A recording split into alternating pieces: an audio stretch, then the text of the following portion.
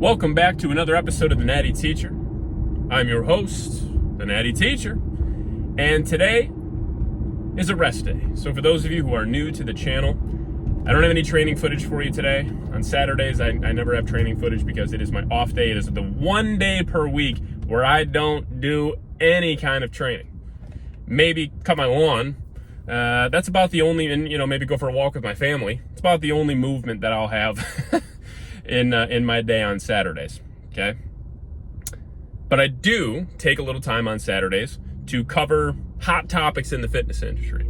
And I've seen little YouTube shorts and Instagram reels and TikTok videos of this kind of stuff before, and so I thought this was kind of an interesting topic to cover. So I figured I would chat about it, and we'll keep this 10 minutes or under, okay? I don't have a set number of points I'm gonna cover, just some kind of a rant of sorts, okay? So today's topic at hand is things that you, maybe not you, but maybe you, and I'm talking to you, unless you're doing this, and then in that case, I'm not talking to you, but if this is you, hopefully this benefits you. Things you are not doing in the gym that you think you might be, or maybe you're just not doing at all. Let's start with the first one here, all right? And I'd say this is right up there as far as importance goes. Not training intensely enough. But not only intensely enough, but with intentionality. I made a whole separate video on this last week, so you can go back and look at that. Much longer form version of this topic, but I'll kind of summarize it. I think a lot of people think they're training hard, or maybe they're just not training hard at all and they don't even think they're training hard, okay? But you can't expect progress in the gym unless you're pushing your limits and what boundaries that your body has set for itself. If you are not pushing those mental and physical boundaries, there is going to come a point where you just will not make progress anymore, and you have to realize that. Okay, I see a lot of people in the gym who are in great shape for sure, but you see them, 1 month, they look pretty good. 3 months goes by, look good. Yeah, maybe they're maintaining. 6 months goes by, a year goes by, and they look exactly the same. And everybody wants to make progress, but you begin to wonder, it's like, man, if you go into the gym and you lift the same amount of weight for the same amount of reps every day for 10, 15, 20 plus years, there is going to come a point where your body is just going to adapt to that. And sure, you might be able to go in there and bench 225 for 10 for 20 years. That's awesome. It's a great number to hit. Your body's just going to get used to it. Adaptation, man. Okay? So you have to train intensely. You got to push past it. You can change your rep schemes up. You can change the tempo of your movements. You can mix in new movements. There's a variety of different intensity builders that you can throw into your workout to make them harder and more challenging for your body. There's a million different things you can do, okay? But you have to do something. You got to start somewhere, and you got to do something to make your workouts more intense. You should feel it. Now, on the flip side of that, real quick before we move on to the next topic, I don't mean to go into the gym and just grip it and rip it until, you tear something or pull something, okay? And injuries happen. Of course, even if you train with perfect form, injuries can still happen. Just perfect form in, good technique usually helps avoid them more times than not. But, it's still can potentially happen. But, I'm not talking about just going in there and just aimlessly trying to, add numbers to the logbook and, just with worse and worse form. I don't mean like that, okay? That is not intensity. That's stupidity. Okay, so you gotta be careful of that one, okay?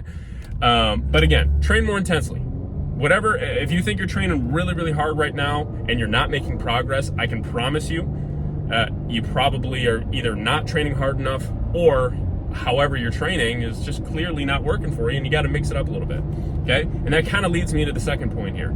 Again, I don't really have a set number. I'm just kind of ranting and, raving about it.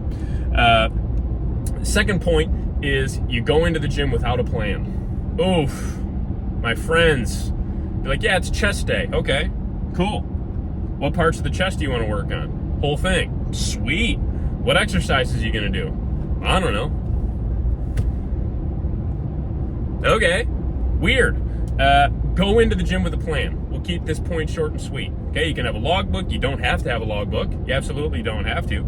If you got a good enough memory to where you can remember, your sets and reps and angles and all that kind of fun stuff that you did the week before, and just add to it or, progress with it, more power to you. Awesome. Okay. But going to the gym without any semblance of a plan and just saying it's chest day and whatever happens, happens, it's fun, I guess. It's kind of stressed me out, to be honest. But I promise you, you will absolutely see more progress if you go in with a plan and then you repeat that plan and you do it do it that 1 week, you do it the second week, the 4th week, the 10th week, the 20th week. All of a sudden you start to realize, man, my body's getting pretty good at this stuff, okay? And that kind of leads me into my next point. Didn't even mean to make these connect. This is all just right off the top of the dome. I'm driving. I ain't got nothing I'm looking at here. I got no screen or a piece of paper or whatever, okay? But that leads me into my next point here. You're doing too many different exercises, okay? Let's say you devise your plan. You found the intensity that you need. Awesome. You devise the perfect workout plan to hit and to make progress. Beautiful. I love it. You're making progress, baby. That's great. And then you go in and you do a bunch of exercises 1 week. You're like, eh. And so you do a bunch more exercises the next week. It's kind of like, okay. And then you go in the week after that and do a bunch more different exercises. Moral of the story is this. For each body part, here's my recommendation. For each individual body part here. So if I even say like legs or something like that, I mean like for your quads and for your hamstrings and for your calves and what have you. So I'm talking about every different part of the leg just as an example here. Okay. For every body part, I would have roughly 3 to 6 what we'll call core exercises that you are going to utilize every single week.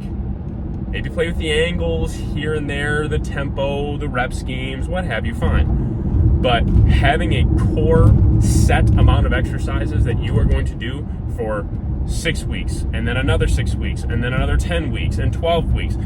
Guys, I'll tell you, bodybuilding, from when you look at a logbook, like if you look at my training logbooks, you'd be like, man, this is super repetitive. Exactly. That's what bodybuilding is, man. Bodybuilding is not the most glamorous sport in the world. I eat the same thing every day, 6 times a day, and I train really in my training cycle. So there'll be usually 2 6 to 8 week segments with a deload in between, those 2 segments, those 2, cycles, mesocycles they're called. Okay.